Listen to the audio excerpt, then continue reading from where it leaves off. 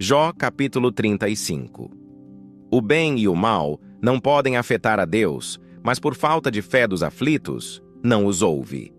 Eliú falou ainda mais e disse: Pensas tu que é correto dizer: minha justiça é maior do que a de Deus? Porque tu disseste: que vantagem seria para mim? E que lucro terei se eu for limpo do meu pecado? Eu responderei a ti e aos teus companheiros contigo. Olha para os céus e vê, e contempla as nuvens que são mais altas do que tu.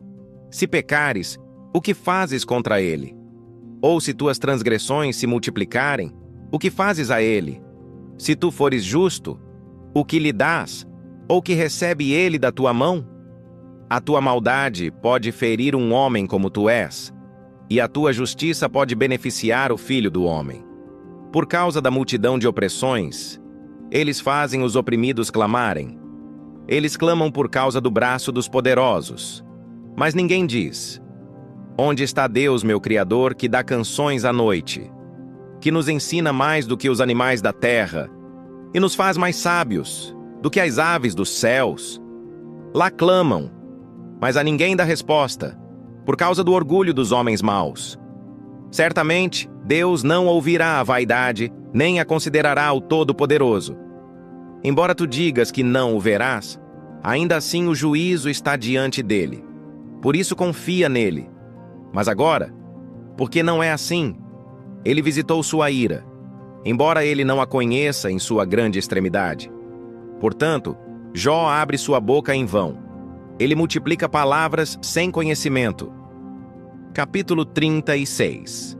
Eliú justifica a Deus e diz a Jó que seu pecado estorva a bênção dele. Prosseguiu também Eliú e disse: Espera-me um pouco e mostrar-te-ei que eu ainda tenho o que falar em favor de Deus. Eu trarei o meu conhecimento de longe e atribuirei justiça ao meu Criador. Porque, verdadeiramente, as minhas palavras não serão falsas. Aquele que é perfeito em conhecimento está contigo. Eis que Deus é poderoso e não despreza ninguém. Ele é poderoso em força e sabedoria. Ele não preserva a vida do perverso, mas dá o direito ao pobre. Ele não tira os seus olhos do justo. Mas com reis estão eles sobre o trono. Sim, ele os estabelece para sempre, e eles são exaltados. E se eles estiverem ligados a grilhões e presos com cordas de aflição, então ele lhes mostra as suas obras e as suas transgressões, com as quais se excederam. Ele também lhes abre os ouvidos à disciplina e comanda que eles retornem da iniquidade. Se eles o obedecerem e o servirem, passarão seus dias em prosperidade e os seus anos em prazeres. Mas se eles não obedecerem, perecerão pela espada e morrerão sem conhecimento. Mas os hipócritas de coração amontoam a ira. Eles não clamam quando ele os amarra. Eles morrem na juventude, e sua vida está entre os imundos. Ele livra o pobre de sua aflição e abre seus ouvidos na opressão. Ainda assim, ele teria te removido do lugar estreito para um lugar amplo, onde não há aperto, e o que se colocaria na tua mesa estaria cheio de gordura. Mas tu cumpriste o julgamento do perverso. Julgamento e justiça tomam conta de ti. Porquanto há ira, cuidado para que ele não te leve embora com seu golpe. Porquanto nem um grande resgate te livrará. Estimará ele tuas riquezas? Não, nem ouro, nem todas as forças do poder. Não desejes a noite quando as pessoas são cortadas de seus lugares. Tome cuidado, não consideres a iniquidade, porque isso escolheste ao invés da aflição. Eis que Deus exalta pelo seu poder. Quem ensina como ele? Quem lhe ordenou o seu caminho? Ou quem pode dizer: tu forjaste iniquidade? Lembra-te de magnificar a sua obra que os homens contemplam. Todos os homens a veem, o homem a contempla de longe. Eis que Deus é grande, e nós não o conhecemos, nem pode o número de seus anos ser esquadrinhado. Porque ele faz pequenas as gotas da água, Eles derramam a chuva de acordo com o seu vapor, que as nuvens gotejam e destilam sobre o homem abundantemente. Também, pode alguém entender as exibições das nuvens ou o barulho de seu tabernáculo? Eis que ele estende a sua luz sobre elas e cobre o fundo do mar. Porque por estas coisas julga as pessoas. Ele dá alimento em abundância. Com as nuvens encobre a luz e comanda que ela não brilhe por entre a nuvem. O barulho anuncia a tempestade, assim como o gado percebe pelo vapor. Capítulo 37. O homem, por conhecer as obras de Deus e a sua sabedoria, deve temê-lo.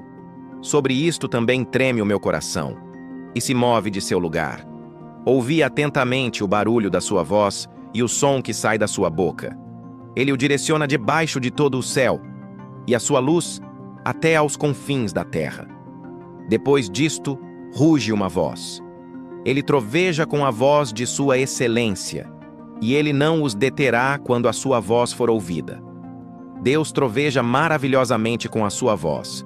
Grandes coisas ele faz, as quais não podemos compreender, porque a neve diz, sê sobre a terra, como também a garoa e a forte chuva de sua força. Ele sela as mãos de todo o homem, para que todos os homens possam conhecer a sua obra. Então os animais entram nos seus covis e permanecem em seus lugares. Do sul vem o redemoinho de vento, e do norte o frio. Pelo sopro de Deus se dá a geada, e a largura das águas é estreitada. Carrega de umidade a densa nuvem, ele dispersa sua nuvem brilhante, que giram e dão voltas pelos seus conselhos, para que façam o que quer que ele as comande sobre a face do mundo na terra. Ele a faz vir, seja por correção, ou por sua terra, ou por misericórdia. Ouve isto, ó Jó, para, e considera as obras maravilhosas de Deus. Acaso tu sabes quando Deus as dispôs e fez brilhar a luz da sua nuvem? Conheces tu o equilíbrio das nuvens e as obras maravilhosas daquele que é perfeito em conhecimento? Como as tuas roupas são aquecidas, quando ele aquieta a terra com o vento do sul? Estendeste com ele o céu que é forte e como um espelho fundido? Ensina-nos o que lhe diremos, porque não podemos ordenar nosso discurso por causa das trevas. Ser-lhe-á contado que eu falo. Se um homem falar, certamente ele será engolido. E agora, os homens não veem a luz brilhante que está nas nuvens, mas o vento passa e as limpa. Bom tempo vem do norte. Em Deus há uma tremenda majestade. Ao Todo-Poderoso não conseguimos alcançá-lo. Ele é excelente em poder, e em juízo, e em plenitude de justiça. Ele não afligirá. Os homens, portanto, o temem. Ele não respeita ninguém que seja sábio de coração. Capítulo 38. Deus responde a Jó e mostra-lhe sua grandeza e sabedoria. Então, o Senhor respondeu a Jó, através do redemoinho de vento, e disse: Quem é este que escurece o conselho com palavras sem conhecimento? Cinge agora os teus lombos como um homem, porque eu exigirei de ti, e tu me responderás. Onde estavas tu quando eu fundava a terra? Declara-o, se tens entendimento. Quem lhes pôs as medidas, se é que o sabes? Ou quem estendeu a linha sobre ela, sobre o que estão presos os seus fundamentos? Ou quem assentou a sua pedra de esquina, quando as estrelas da manhã cantavam juntas e todos os filhos de Deus gritavam de alegria? Ou quem encerrou o mar com portas, quando este irrompeu, como se tivesse saído do útero? Quando eu fiz das nuvens sua vestidura e da espessa escuridão uma faixa para ela. E quando estabeleci sobre ele meu limite e coloquei barras e portas e disse: Até aqui tu virás, porém não mais adiante. E aqui ficarão as tuas ondas orgulhosas. Comandaste tu a manhã desde teus dias, e fizeste a aurora para conhecer seu lugar, para que tomasse os confins da terra, para que os perversos pudessem ser sacudidos dela. Ela é transformada em barro para selar, e permanece como uma vestimenta. E dos perversos a sua luz é retida, e o braço altivo será quebrado. Ou entraste tu nas fontes do mar, ou andaste em busca da profundidade? Têm sido abertos os portões da morte para ti? Ouviste as portas da sombra da morte? Tu percebeste a largura da terra? Declara se sabes de tudo isto. Onde está o caminho onde a luz habita? E quanto às trevas, onde está o seu lugar? Poderás conduzi-la a seus limites? E para que saibas as veredas para a sua casa?